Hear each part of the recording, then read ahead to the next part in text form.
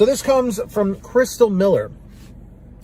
And this was in regards to that video that I posted about, you know, different ways to make $50 per hour for Dashers.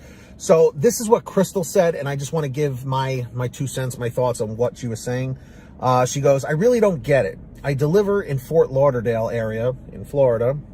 I constantly get $2, $3 and $3 orders to go 3 to 10 miles away. Now let me just pause for a second. Always, always, always try to follow the formula of $1 per mile. Okay, sometimes if you can do $2 per mile, all right? So if you're getting a $3 order and it has to go 2 miles, a $3 payout sucks. But if it's a quick drop off, bing, bam, boom, you can knock it out. If you know your market well, you could actually do well, because you could drop that $3 order off real quick. If it's like a mile or two, you know, even 3 miles, that's $1 per mile. Okay. If you are stuck in this situation, try and use the mileage to your advantage. Okay. Because I know there are some people that work in crappy markets that get really, really low payouts, but they make, you know, $20 per hour with the small payouts because they're using the mileage tactic. Okay. So just something, you know, to take a bad situation and try and make it something good. But of course, always reject the low paying offers if you can manage to do so, if it's busy enough. So don't think taking low ball offers is always a good thing, because it's not. But if you're desperate, there you go. I constantly get $2 and $3 orders to go 3 to 10 miles away. And on DoorDash, it will not let me dash unless it's busy, and I have to beat others to peak pay scheduling. This has been an issue for quite a few people for quite a while now. I literally can't drive with DoorDash, so I mostly use Uber. Plus, Uber will let me deliver no matter what. I'm slowly backing away from DoorDash.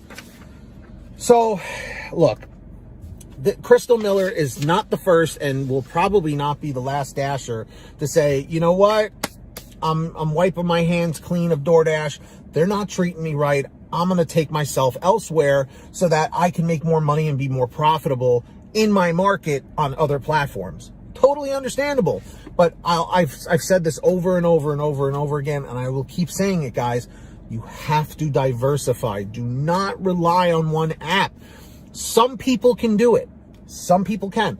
In my market, I hardly ever have to touch DoorDash or Uber Eats because GrubHub keeps you busy with good payouts in this particular market. It has a lot to do with the kinds of clientele. If you are in a lower income area, you can't necessarily expect huge tips. Sometimes it happens. Sometimes it doesn't. If you're in an area that is a little more upper scale, where people have more money to spend, sometimes you'll get better payouts, or in most cases you'll get better payouts. But some people say the super rich people don't want to tip too. I've experienced that myself. But again, you need to figure out what is most profitable. There have been drivers and dashers that I've met over the years that literally will drive 45 minutes to another place that they know is more profitable for them. Okay? Uber Eats and DoorDash allows you to do this, so take advantage of it anytime you can. GrubHub, you're stuck to a region, you know, and to change regions, you have to contact them, and it's a whole process. So that's your advantage on DoorDash and Uber Eats. And interestingly enough, she said she's leaning more towards Uber Eats. So I'm just curious, everybody in the chat or the comments, do you find that you are saying, you know, the hell with DoorDash, I'm going to try out Uber Eats, I'm going to try out GrubHub? Because like I said, you have to diversify. Do not put all your eggs in one basket. It's the biggest mistake you can make, because what if you get deactivated from DoorDash and you're like, oh, what do I do now? Seriously, guys, get on GrubHub, get on Uber Eats. I have the link for Uber Eats to go sign up down below in all my descriptions. Use it. Go use the link, sign up. And I'm telling you, you'll be much happier when you're sitting there waiting for orders, or if DoorDash is ending your dash early because you're cherry picking too much. Multi-app, multi-app, multi-app. Cherry picking and multi-apping work hand in hand. Take advantage of it while you still can. That's my best advice right there with that. So it's no surprise that that dashers are leaving DoorDash, that they're quitting DoorDash. It makes sense. It makes sense. This comes from Chris, and he says, "Hey Pete, with New York now requiring transparency for all driver tips, What do you think is the reason for DoorDash to still hide full detail on tips nationwide? By the time you move to accept or decline the order, it has already been assigned to you as the driver. So what is the benefit of hiding that detail? Is the chance of a bigger tip more enticing, or are they just hiding all the poor tips? Keep up the good work, Chris. Chris, excellent question. I'm glad you asked it. With that being said, the fact that New York has taken a step in this direction, I think is great. Because what I've noticed, of being on this world for over 30 years, is whatever one coast does, eventually the other coast does, and then everyone in between after. So if New York does something, eventually California does it, and then everybody in between does it. Or if California does something first and makes a change, New York will do it, and then everybody does it in between. So firstly, I think it will be rolled out nationwide eventually. I would say within the next 2 to 3 years, maybe sooner. Now, the reason why I think they're holding out is because DoorDash and GrubHub and UberEATS, these apps, hate cherry picking. They hate the multi-apping. They want people to work on their app and nothing more, and accept all the crappy orders and just be happy with it. That's what they want, but they're living in a dream world. They're, you know that song? Dream, dream, dream, dream. Remember that song? That's what Tony Shu is. Like, he's like this, dream, like in his bed, watching, I should do like a parody of that, but it's just like, these people, they think that people are going to want to take those lowball offers. And what happens, Chris, is that when new drivers sign up on these apps, they don't know what the heck they're doing. Most people don't go to YouTube or Facebook or Reddit or whatever to get advice. They see a commercial for DoorDash or GrubHub or Uber Eats or something, or they hear from a friend or a family member that does it, and they're like, yeah, I'll give it a shot. So they sign on, and they're taking the $2 and $3 orders, and they're like, oh, maybe that's the way it is, until they get a big order or a double-digit order, $10, $15, $20 plus order, and they're like, whoa, I wish I could get more of those.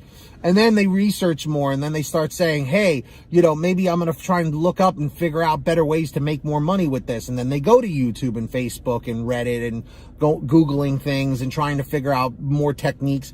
And then they start cherry picking and whatnot. And then DoorDash gets pissed at these people.